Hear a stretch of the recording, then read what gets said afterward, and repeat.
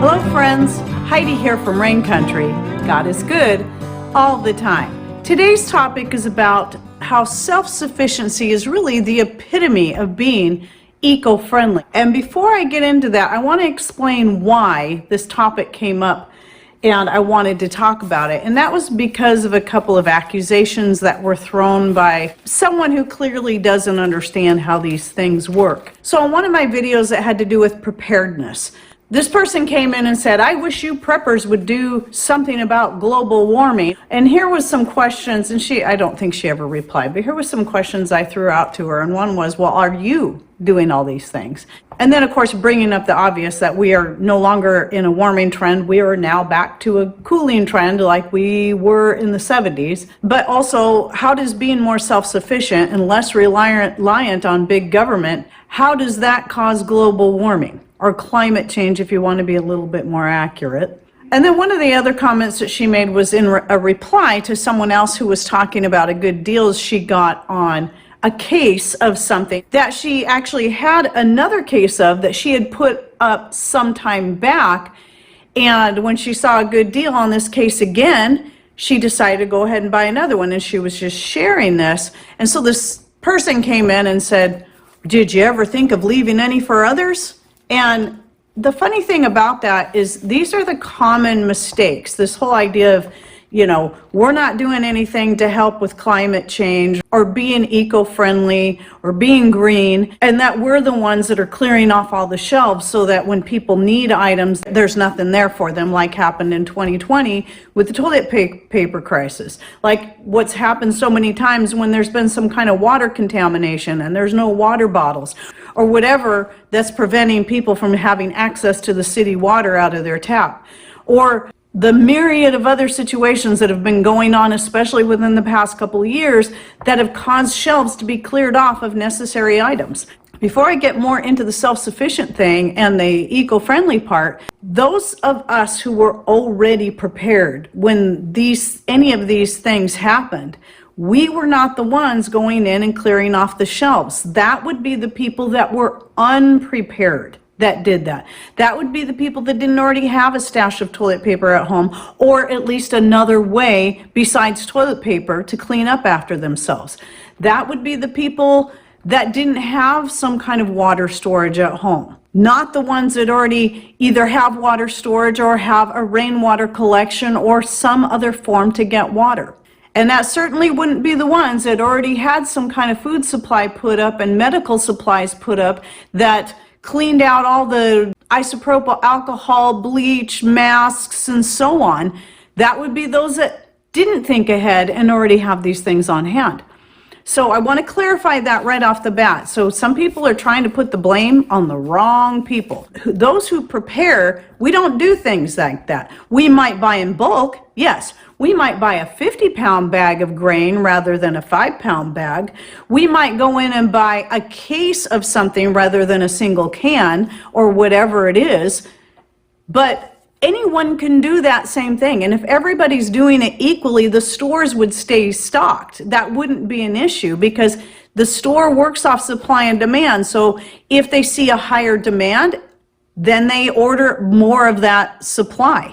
Any of us who are into preparedness and have been doing this for some time, we also know how these things work. We're not taking from anyone who could be doing the very same thing. So it's very much a misconception, or it's really just kind of made up is what it is. It's not even a misconception. It's just people making stuff up because they want to put the blame on the wrong people. So now let's get more into the being eco-friendly or trying to save the environment, and how being more self-sufficient is really the epitome of all these things. So first, let's start off with the fact that not being so dependent on the local stores, or any stores for that matter, where we have to drive, go here, go there, and do that several times a week or maybe every single day. Some people go to the store every day. Most of us who are already in this position already have food stores. We don't do that. We don't have to go to the store as often because we keep a supply on hand, and then occasionally we restock that supply. And then we work through what we have. We cycle through what we have so there's no food waste.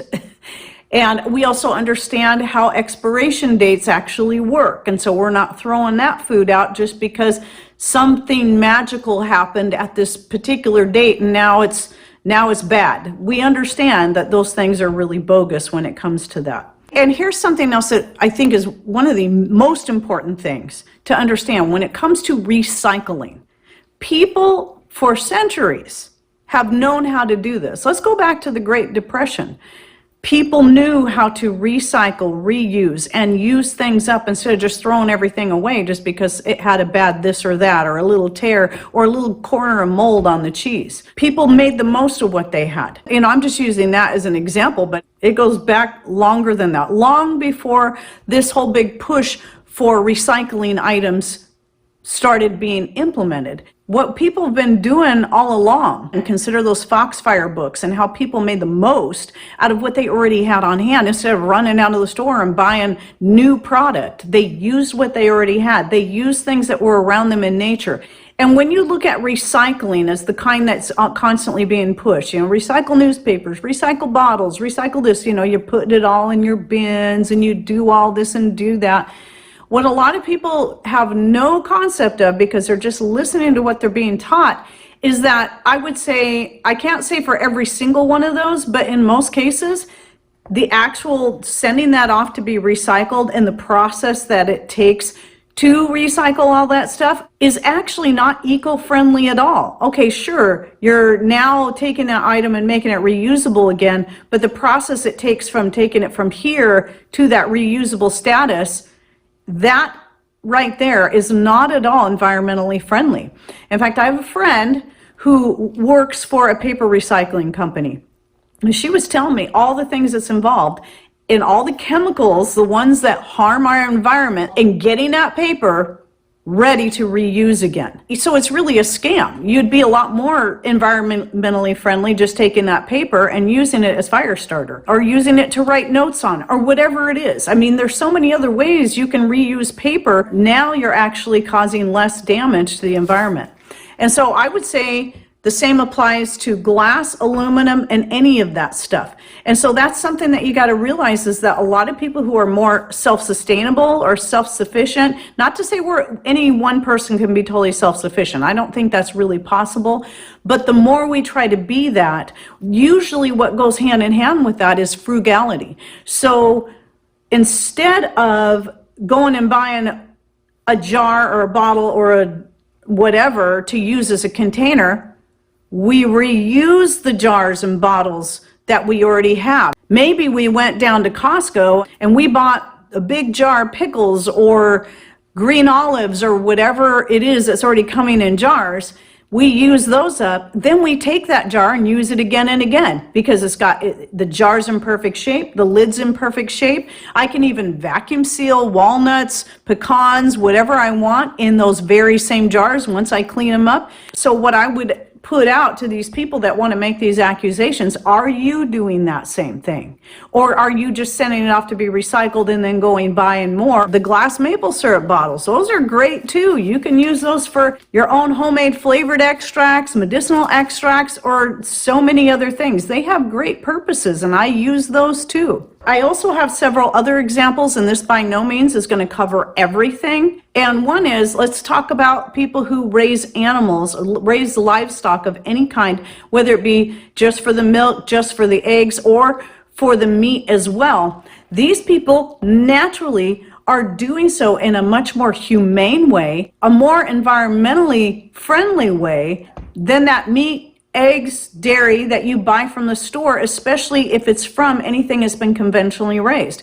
And we know how to treat our animals right. Even the ones that people are eventually going to slaughter for meat, they live a very good, happy, healthy life, unlike the ones that are factory raised. Absolutely unlike that. The difference is like night and day. And because of what people like us feed our animals, and how we care for them in general, and how we make the most of what they can give back too, by allowing that, like for me, it's chickens. I don't have any other farm animals. So my chickens, they don't just give me eggs. They're enjoyable to have around, but they dig things up. They till at my garden during the off season when I'm not growing anything. They also leave manure behind in the garden. So now they're naturally putting fertilizer into my garden instead of me going out and buying some chemical garbage and putting it on there. That is absolutely not environmentally friendly.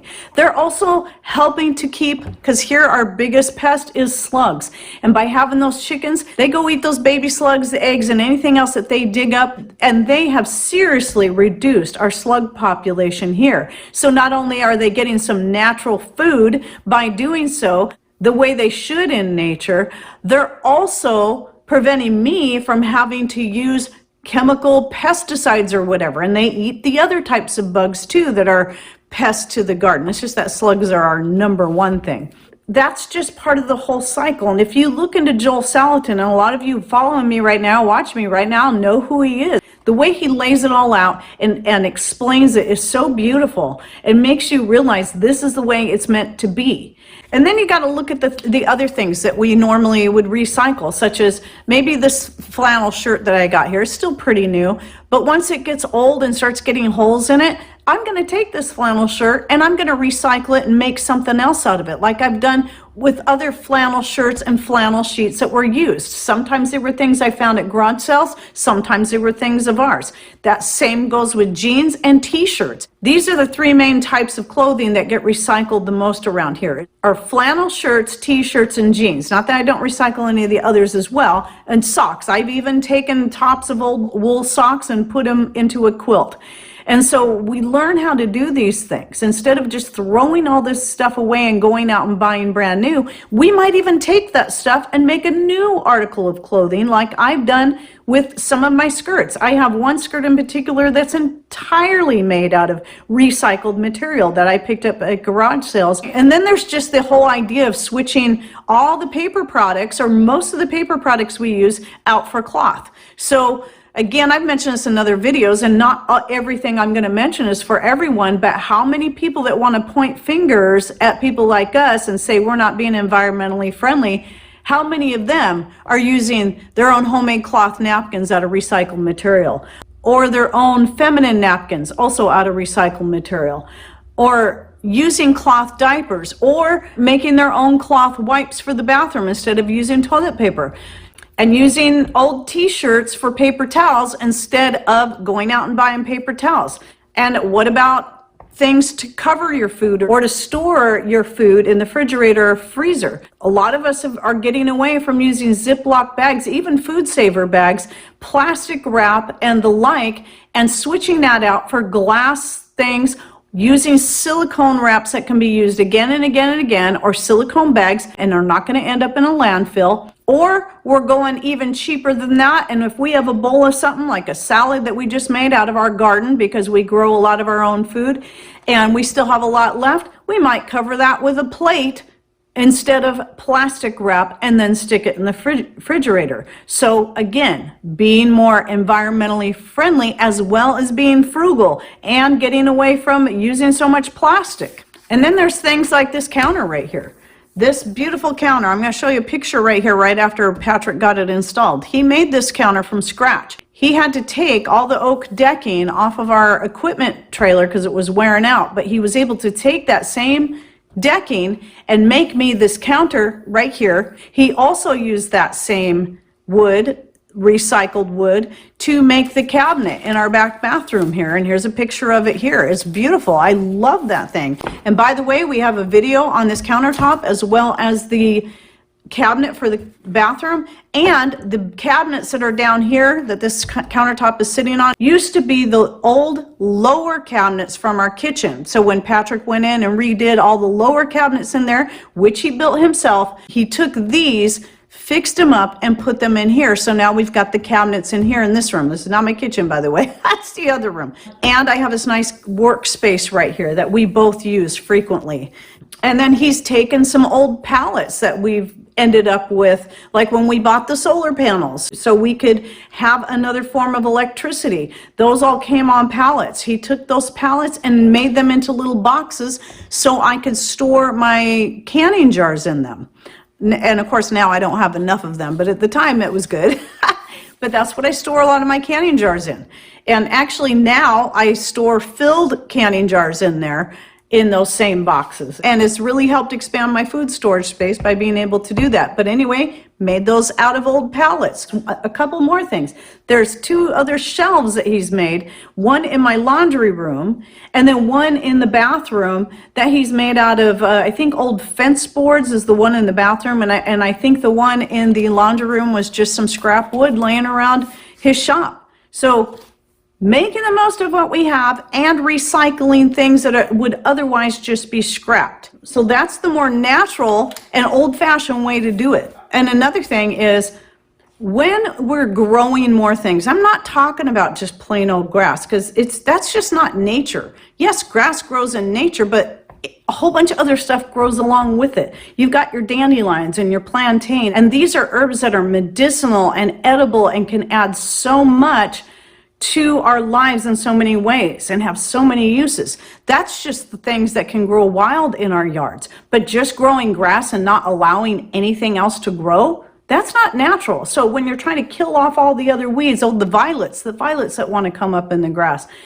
just so you could have grass, what's the purpose? Really? Is it just to keep up with the Joneses and have a perfectly nice looking yard? You know, when you're spraying all this Roundup and other chemicals on there, that's causing far more harm to the environment. Then you have those of us who have taken all that a step further, besides just letting our yards do what they do naturally. Yes, we do mow them, but then typically we're going to take that grass and stuff and we're going to recycle that too by using it as compost in our gardens. So then there's that. So we're growing, besides just grass, we're growing things that not only add beauty, that not only give us more food for ourselves and our animals, we're also creating more plants that create more oxygen that then counteracts the CO2 levels, because plants need that to breathe, and then they turn that into oxygen and give it back to us. So people that are out there trying to point fingers at people who are preppers, and even though she specifically said preppers, the thing is, for most of us, prepping, homesteading, self-sufficiency, being frugal, these things all go hand in hand, and for a lot of us, it's not really something we separate. They all are a part of the big picture. Now, yes, there are some people that are only preppers. There are some people that are only looking at being frugal. But if you're trying to be more self-sufficient and less reliant on the government, and also be ready for whatever life throws your way, those 4 different things all go hand in hand, and it all applies. Anyway, I'm sure that most of you already watching this already know all this stuff, but hopefully this is something maybe that you can share with someone else who maybe makes the same accusations as you, or maybe just simply has questions and doesn't understand how these things really work. But yes, I'm hoping what happens is people that want to point the finger, and it's just like I told this woman, I said, so instead of making accusations that you know nothing about, maybe you should examine your own life and see what changes you can make to help counteract whatever environmental crisis is going on. And for those who are interested, I have a series just on upcycling/recycling. Oh yes, even using plastic grocery bags and reusing them in several different ways instead of just tossing them out. We don't do stuff like that. Plastic bags always get saved and reused, always, in some way or the other. But anyway, you can check out that playlist, and any other ideas you'd like to throw down below, just to reaffirm this whole idea about how self-sufficiency, homesteading, being more frugal is naturally more environmentally friendly. Please share down below, because these are important things that all of us can think about. All right, well, I hope you enjoyed this video. Thanks for watching. Take care, and God bless.